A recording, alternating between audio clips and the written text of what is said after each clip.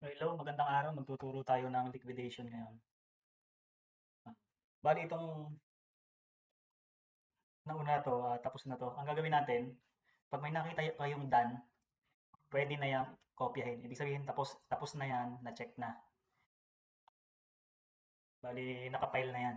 Ngayon, ang gagawin natin dito, kokopyahin lang natin to. Copy, space natin.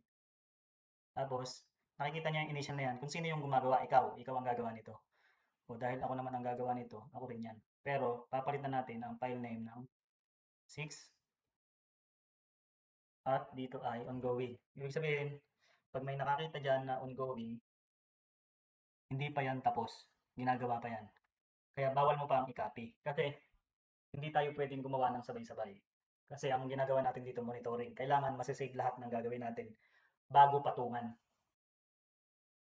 Ayan, dahil 6 na tapos ongoing. Bali ito nga pala, ang ating liquidation ay hiwa-hiwalay ang first quarter, second quarter, third quarter. Ngayon, dahil third quarter ngayon, naka third quarter to. Yan, makikita natin yan. Ito pala, naka 3 run pala to. So, yan, 3. Yan, may 3 sa unahan. Mali pala yung gawa ko. Third quarter na ngayon. Yan. Yan, pag inopen natin yan, kasi pag nakitang ongoing hindi pa kayo pwedeng gumawa, hindi pa kayo pwedeng mag-copy. Ayan, makikita natin dyan, yung huli, ayan ang ginawa. Ang gagawin natin yan, di-delete natin yan kasi hindi natin yan kailangan. Meron akong naka-hide dito na, meron akong blank dyan yan. O kaya minsan nakalabas yan. Pwede rin natin ilabas, pwede rin natin i-hide. Ang gagawin natin dyan, i-delete natin to. Ayan. Tapos, i-copy natin to. Tapos, rename natin. Yun ang gawin natin. Yung katulad ng kanina. Yan, yan ang gagawin natin. Tapos ito, pwede nyo i-hide para hindi kayo malito. Ayan. Tapos, wait. Nag-loading. Yan, ito sample lang to number 6 na to ha, hindi to tunay. Uh, Bali yan nakalock yan. Kasi nilalak to ng nag-check. Yan, nakalock po yan itong taas. Hindi nyo na magagalaw yan. Ngayon, pwede pa rin kayo mag-input kasi hindi naman nakalock yan sa baba. Ngayon, ang ibig sabihin nyo ng 26 year, ito yan. 3 roll, third quarter, yung number, tapos yung area. Tapos magkakaiba ang monitoring ng kada quarter. Ibig sabihin, magre-reset siya ng 1 pag ibang quarter na. For example, third quarter. Tapos, October, November, December, fourth quarter na yun. Ibang monitoring na ulit, hindi na ito.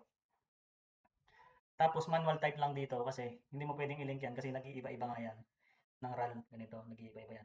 Kaya pagkatapos mong gawin yung RAL, i-input mo dito. Tapos, una mong gagawin, ito. Sabagay, lagi naman yung nakaduson o lagi naka-V.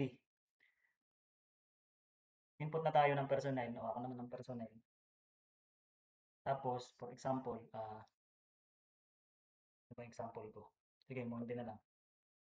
Example lang. May kaparehan na eh. Copy na lang, copy. Kaya, copy. Okay lang kahit acronym kasi hindi naman to official. Monitoring lang to ng budget natin na na-release. Ang magiging official natin na pangalan yan, yung tax. Kailangan kasi kompleto dyan. Ito, monitoring lang naman natin to. Yan. Ang una natin gagawin ay yung date. Anong date? Kung ngayon, example, 23 ngayon. Example, 24 ngayon, 24. Tapos August 2026. Ayan, makikita nyo dyan, nagbabago dyan. Tapos, ang ating particular, ibig sabihin, kung saan ginamit yung budget. On-site, ayan, automatic on-site lumabas. Sa copy. On-site sa copy. O minsan, deliver, pick up, o kaya nag-service ka lang, nagkatid ka sa airport, ng boss mo, o kaya nagme-maintenance ka, magpipintura ka, pwedeng ganyan. Tapos, purchase consumable, bumili ka ng ballpen, ng bond paper. Tapos, kung sakaling, halimbawa, wala naman destination talaga, o wala naman, kung hindi naman on-site, pinabili ka lang ng budget, ilagay mo na lang ang P. Yan, algometrics. Para sa algometrics yung particular. Yun na lang ilagay nyo. Kapag, halimbawa, nagpagas ka lang, wala kang pupuntahan company, tinutusan ka lang magpagas, ilagay nyo lang dito AMPI. Algometrics. Yung involved. Yan, para dun yun. Kung naghatid ka, may destination, ano ba, naghatid ka sa airport, edi ilagay mo, airport. Ayun. Tapos, tapos na tayo dito pala. Dito na tayo sa RAL, yung ginawa natin kanina. Naka-blanko yan. Bago mo yan gawin, dapat nalagay mo na muna doon yan. Nakita mo na 3 RAL 6, nakita mo na yan. Tapos, yung pinakahuli, piliin mo. Huwag tong XXX, hindi. Yan yung pinakahuli. LNS, yung pinakahuli yan, lamang. Ayan, 6. Yan. Kasi, pag hindi nyo yan, inano, meron ding nakakuman dyan na hindi rin mag-automatic kapag hindi nyo ito sinagutan. Tapos, for example, ang budget mong, budget mo, 1,000. Transportation estimated, 2,000. Yung meals mo, accommodation mo, 5,000. Tapos, parang naghingi ka pa ng allowance sa dagdag, baka kung sakali, pocket money, edi 2,000. Edi bali total, 10K yung budget. Pero kung requirements na gagawa muna kayo ng estimated budget, tapos hindi nyo pa naman talaga kukumputin, tama, hindi mo pa kukumputin. Wala pang RAL number yon kasi magra-RAL ka lang kapag kukumpletohin mo na to. Kumbaga sasagutan mo na. Ang ano ko, mag-print muna kayo ng ganito. Yan, blank for hard copy. Yan. I-print nyo, tapos isulat kamay nyo na lang, estimated. Tapos papirmahan nyo doon sa hihingan nyo ng budget. Yan lang yon. Yan lang. Wala pa kayong RAL number kasi ano, basta ang makikita mo lang dyan, perma nung nag-release ng budget, tsaka yung nag-prepared yan. Yung kagaya ng ginagawa natin dati, nag-request ng budget. Wala pang RAL number yon. Ngayon, pagkatapos ng on-site nyo, example, o kaya ng trabaho nyo, tsaka lang kayo magkaka-RAL number kasi tsaka kayo magka-copy dito eh. Tsaka kayo magka-copy dyan.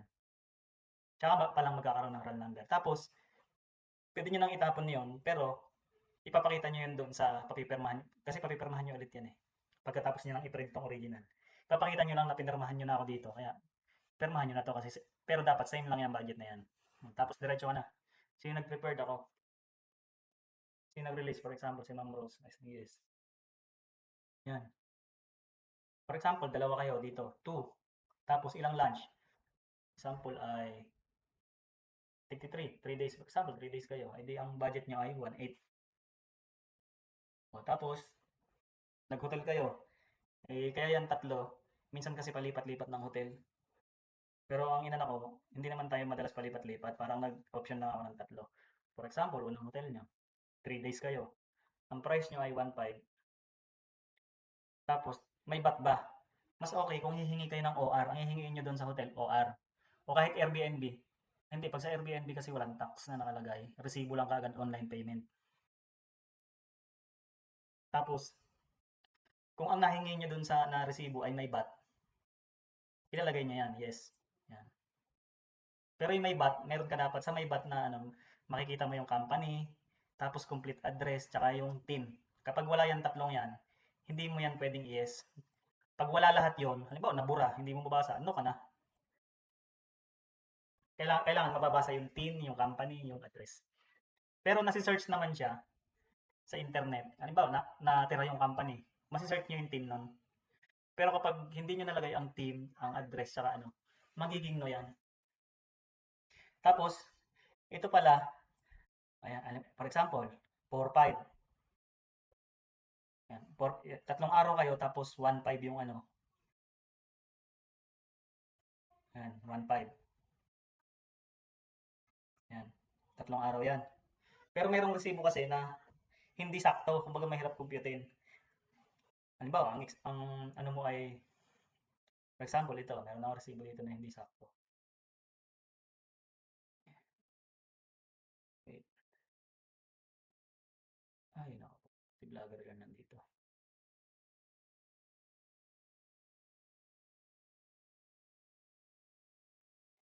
Di ba ito? Yan, Airbnb yan. Ito pala, pag yung ganito, screenshot lang, pwede nyo itong i-copy, tapos ilagay sa paint, tapos doon nyo i-crop, kasi kayang palinawan to. Pero pag nandito, kinrop nito, malabo na to. Ilagay nyo sa paste, tapos i-zoom nyo, tsaka nyo i-crop. Ito kasi, ang price nito ay 466.89. 3 araw. O, paano gagawin natin yan? 4688.89.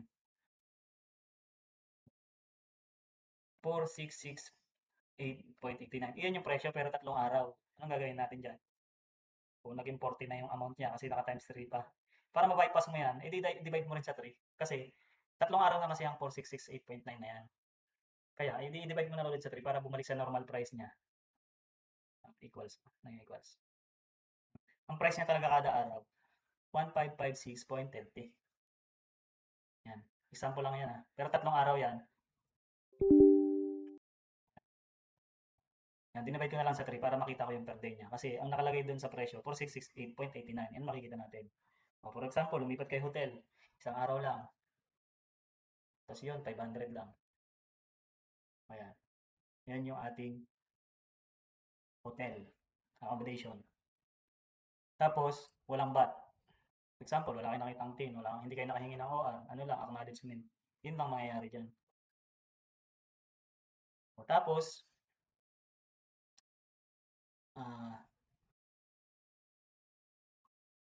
for example, pinabili ka ng toolbox.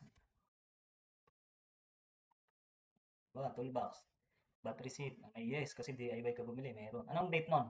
Nung, bagay na ako example dito. Maglalagay na ako example ng resibo.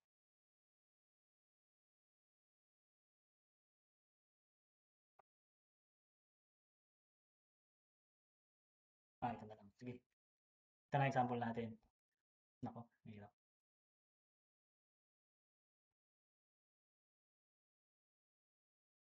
Wala. Malabo.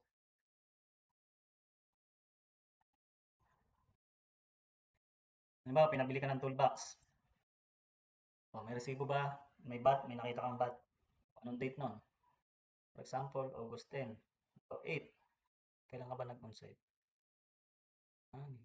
Sige, gawin na lang natin na 20. 20 August 2026. Magkano yun? Ba, 1,000. Tapos basta lahat ng wala dito sa category na yan, ilagay nyo dito sa other expenses. Lalagay nyo dyan. Tapos meron tayong voucher dito. Halimbawa, kapag walang resibo, halimbawa, tricycle, jeep, ilagay nyo dito. Bali, magkakaroon na lahat siya ng resibo. Kahit walang resibo, kasi may voucher na tayo. Yan na yung lalabas dyan. Halimbawa, jeep, amount, 250. Halimbawa, tricycle pala, tapos 250. Ilagay nyo dyan. Tapos, papirmahan nyo to dun sa manager nyo. Titingnan niya kung approve ba yung inyong resibo. Kasi minsan, may nagdadaya ng resibo. Ngayon, titingnan. Halimbawa, for example naman, taxi, walang resibo yung taxi. Picturean nyo na lang, tapos, pag nagpapirma kayo, ipakita nyo yon para mapirmahan to. Para wala kayong problema. Pero pag tricycle naman, may estimate naman yun, depende sa kilometer. Kung magkano. Yan. Meron kasi mas mahal kasi yung tricycle eh. Pag arkila, minsan 150 to 200 ang arkila ng tricycle. Mas mahal pa siya kaysa taxi. Yan, kung walang resibo yan, isusulat nyo lang dito kung ano yung particular na pamasahe ba o anong something. May binili kayo, walang resibo. Basta, may pipirma dyan ng manager. Pwede yun. Madalas yun sa sa tricycle, saka sa jeep. Tapos toolbox. Yes. Ayan na. For example naman, dito naman, pamasahe. For example, taxi. Nakalagay pa rin yung company. Ano ba yung company na pinuntahan mo? Transportation. Anong company pinuntahan mo? For example, ang pinuntahan ko ay Copy. Copy. Anong date? Nung araw na bumiyahe ka. Anong date? For example, commute lang to Anong date? 20. Gawin lang natin 20. Papunta yan. Tapos, from, saan ka galing? Start. Hotel. 8. Okay na military time na lang gamitin natin. Tapos from, nakarating ka ng Copy. 8:30. Type of vehicle, for example, tricycle. Tricycle. With VAT? Wala. Example, 150. O pagpabalik, malamang tricycle ka pa rin. O copy ulit. Tapos same date pa rin.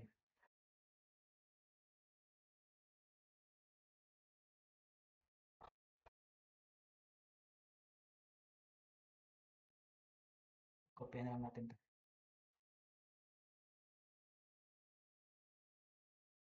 Hindi ko alam kung okey siya sa drag, pero hindi ko pa tinesting. Yan, copy, eh di siyempre 5 PM na 'yun, eh di 17 tapos 30 minutes din. Eh di palagay mo isang oras ka, eh di 18. Tricycle, no? Tapos halimbawa, yan okey na yan, isang araw lang kayo nag-commute, eh di particular copy pa rin. Halimbawa, uuwi na kayo, papunta kayong airport, halimbawa 21, 2026. Tapos, eh di hotel, example 8 AM ulit kayo umalis, tapos airport, halimbawa 9 kayo dumating, yan. O taxi na 'to, yan. Tapos, yung mga taxi naman minsan walang resibo. Walang walang VAT. May resibo pero walang VAT. Halimbawa 250. Ilan na bang may resibo natin? Isa pa lang. Ano? Yes. Magsasample na lang akong particular dito. Hindi, gawin na lang natin ano. Para wala tayo. Dito masyadong may. Ayan, ano. Sabihin, yung binila natin, baka mamaya hardware lang. Wala yung VAT. Wait.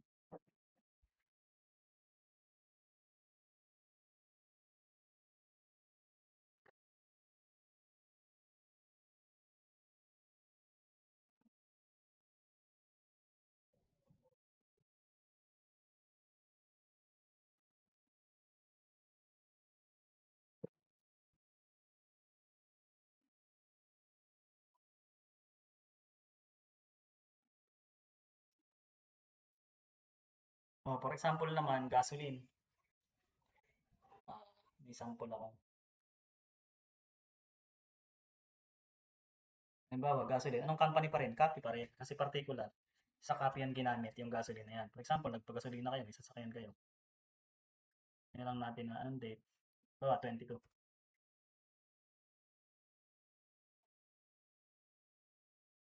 2026. May VAT na. Kasi may VAT yan eh. May VAT kapag gasolina. Tapos ang amount, for example, 1,000. Ayan na yung ano. Tapos ako, tapos RDS. Tapos anong date? Yung ngayon, ayan, yung pinakahuli pa rin. Ito yan. Hindi kasi natin pwede yung i-link kasi nagpapalit nga yan. Ayan. Tapos, kung gusto nyo mag-check, hindi magbukas kayo ng isang sheet dito. Example, bawa, tingnan nyo yung resibo nyo nakadikit. Bilangin mo, bawa, 1,500, 250, 1,000. Tapos, itam nyo lang. Parang checking nyo lang to kung tama yung na-input nyo. Kung 3,380 yan, tapos i-compare mo dito kung pareho. Yan. Kung pareho yan dyan, tsaka doon, ibig sabihin, tama yung input mo. Kasi minsan, hindi tama yung nai-input mo base doon sa resibo. Kaya dapat may double checking tayo. Tapos pagkatapos mo, siyempre, i-delete mo. Tapos, may makikita kayo ditong remark sa baba. Ibig sabihin dyan, mag-input sa tax database ng mga batable receipt. Ang ibig sabihin nito, nakadalawa tayo na may VAT. Kasi, ibig sabihin, ang na-yes natin dyan dalawa. Example ito, gasoline, yes. Alin pa yung may yes? Ayun, yung isang hotel, may yes. Yan. Kung may OR, may yes yan. Tapos,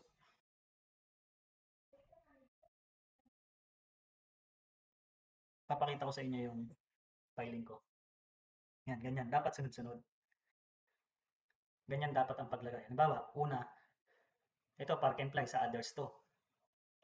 Yan, basta yung others, tapos resibo. Basta ganyan ang filing. Yung sunod-sunod, dapat sunod-sunod. Kung ano yung nasa resibo, dapat sunod-sunod. Tapos yan, hanggang yan, ganyan ang filing. Tapos, pagkatapos nyo i-ganito, naka-tape yan eh. Naka-tape yan. mas okay naka-tape. Huwag stapler kasi lalaki yung kakapal yung ano natin pag stapler. Tsaka napupunit.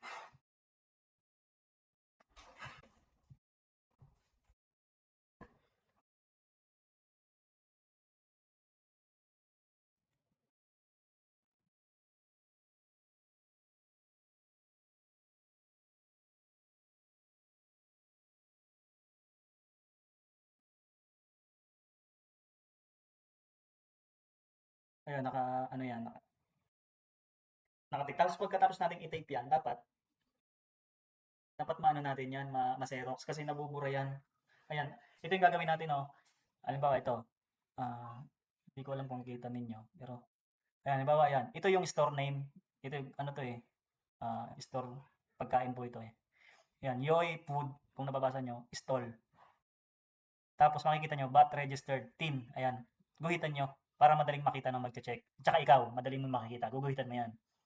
Anong date? Guhitan mo na rin. Kasi para madali mo rin makita. Tapos yung total na walang bat. Yan. Yan. Ayan, ito. Ito, kagaya nito, nabura na. Bali, sinama ko to, hindi na to kasama dun sa bat natin kasi hindi na siya mabasa eh. Kaya hindi makakount yung bat nito. Pero yung price kita pa, tsaka yung date. Pero yung pangalan, hindi nakita eh. Pati yung tin, hirap na rin. Kaya kailangan i-xerox kagad natin. Ganyan yung filing. Tapos dapat sunod-sunod yon. Kapag nag-file ka, ang nasa ibabaw, itong accommodation. Sunod, kung dalawang accommodation yan, edi dalawang magkapatong yan. Pero ang nasa ibabaw, yung unang date, syempre. Halimbawa ito, August 10. Ito, August 11. Nasa ibabaw yung August 10. Para sunod-sunod tayo. Tapos, sunod mo yung other expenses kung meron. Kung wala naman, so shortcut ka na agad dyan. Lalampasan mo yan.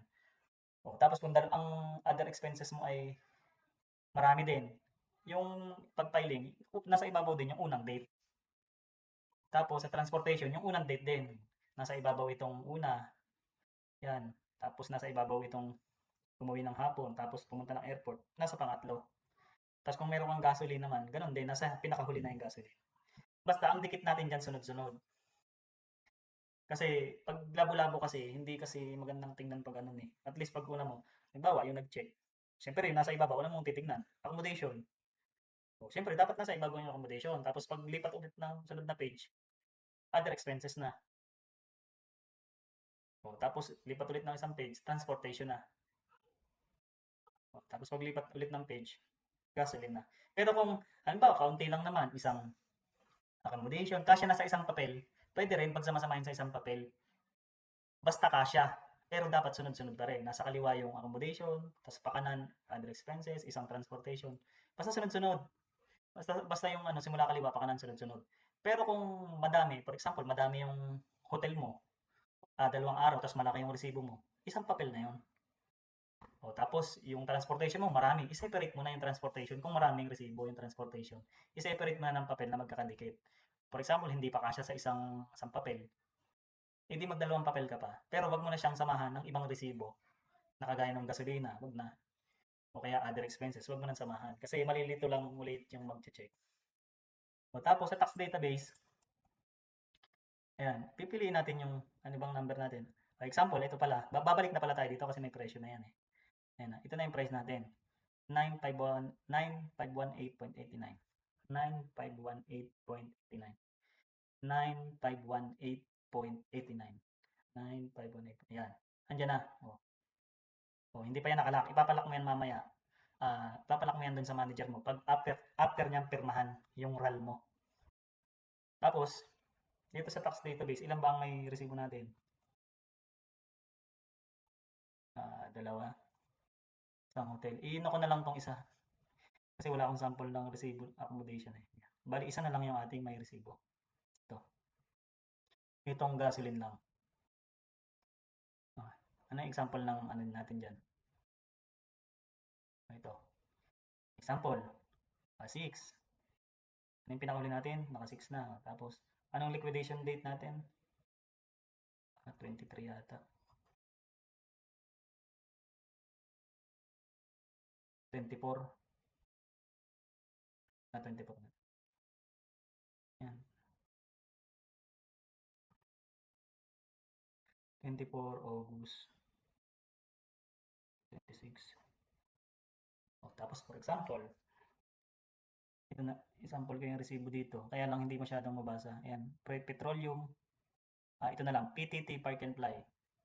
For example, ang pangalan nung nandun sa resibo. Ayan, ito kasi may services eh. Petroleum. Ito na. Ang pangalan ng store dito sa resibo. Kagaya niya, may pangalan ng store. Ito, Petroleum. Example lang to ha, nabura na kasi. Petroleum. Na may di siya eh. Development. Yeah. Hindi pala. Petroleum PTT Service. Alam mo yan, pangalan yan. Yan. Yan yung pangalan. Tapos may ink. Example, may ink. Tapos ano yung complete address niya? Kukumpletuhin natin yung address kasi hindi pwedeng hindi kompleto. Saan natin titingnan yung complete address? Nandun yan nakalagay. Yan to. Mia Road Corner. Ayan. Pasay City. Metro Manila. PTT Park and Fly. Yun yung address na. Ito naman yung isa. South Barangay 197 Pasay City. Yan. Halimbawa, ang example ay ano? Ito. PTT Corner. Ito yung address niya. Pasay City. For example lang to, itong address. Pero malamang mahaba yung pangalan niya. Yan. Ito. Tapos, ang tin niya. Tingnan natin. Ang tin niya ito. Medyo malabo na dito. Pero, dito sa isa malinaw. Guguhitan nyo lagi yung tin. Ayan o. 218035-344-00. Example lang natin. Basta guhitan nyo lagi yung tin para madali makita. Lagyan yung apostrophe sa taas. 00318-415. Yan. Tapos, manual din to. Manual type lang dito. Wag i-link dahil paiba-iba ang data na magkano. Kung magkano yung resibo mo na yon. Makikita mo dito sa ano mo, magkano yung resibo mo. 1,000. Yan, 1,000. Magiging 174. Yan, makikita mo yan, 1,000. Tapos, makikita mo rin tong 890.86 doon sa resibo. Tsaka 107.14. Pag nakita mo yan sa resibo, ibig sabihin, tama yung input mo dito. Kasi minsan, hindi tama yung nai-input dito. Minsan ang nakikita, batable sales, hindi yung total amount. Yung total amount, ito yung binayaran mo. Nakasama na dito yung VAT. Pero ang talagang binayaran mo lang dyan, 892. Binayaran mo lang yung VAT na dagdag. Yan. Makikita mo yan dyan. For example, ito, 130. 130 yung binayaran mo. Tapos batable, 116.07. Pag nakita mo yan, para, example, gawin ko ang 130 to para madali makita. 130. Pag nakita mo yung 116.07 tsaka 13.93, tama yung input mo. Ayan o. Makikita nyo dito, 116.07 tsaka 13.93. Ito. Kung makikita nyo dyan.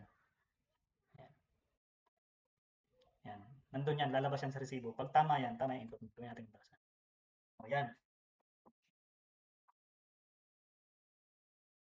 Tapos ito yung voucher nyo ha. Pag wala kayong resibo, gagamitin yan. Ayan na. Tapos na-input na rin, 9518.89. Ayan na. Tapos yung total niyan amount nandito sa taas.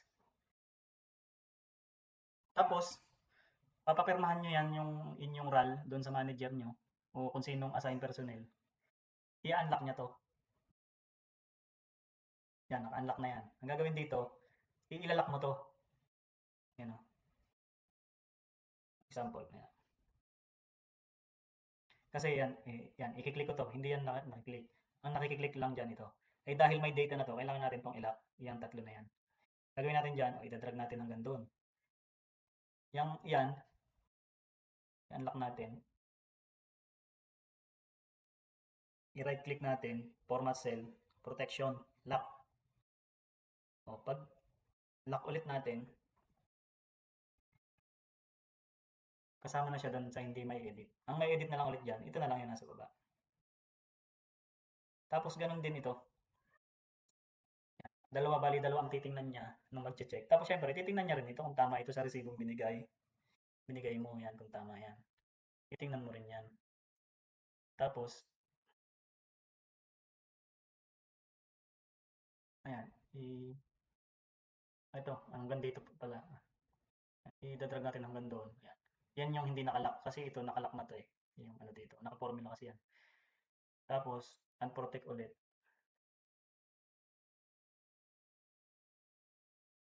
Tapos right click. Wait lang. Right click, doon mo pala. Dito mo i-right click sa ano, doon sa cell. Format cell, lock. Tapos, pwede mo na ulit i-lock.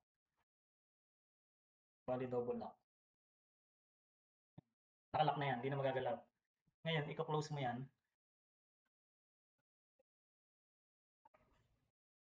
Pagka-close mo yan, hindi pala, ang magko-close pala niyan yung ano, yung nag-check, yung manager or in charge. Tapos gagawin mo ng done. Ngayon, pag done na yan, pwede na yan kopyahin ng susunod. O, tapos yung susunod dyan, buburahin na ulit ito. Tapos i-unhide mo na ulit itong blank. Wag niyo itong gagawin yung RAL blank main format kasi maraming nakakonect na link dito. Yan yung main. Tapos ito namang hard copy, ito naman walang link. Ito ay for ano lang, for halimbawa magpiprint kayo ng hingi lang kayo ng budget. Ito yung blank form lang. Huwag niyo itong gagamitin. Yung blank ang gagamitin.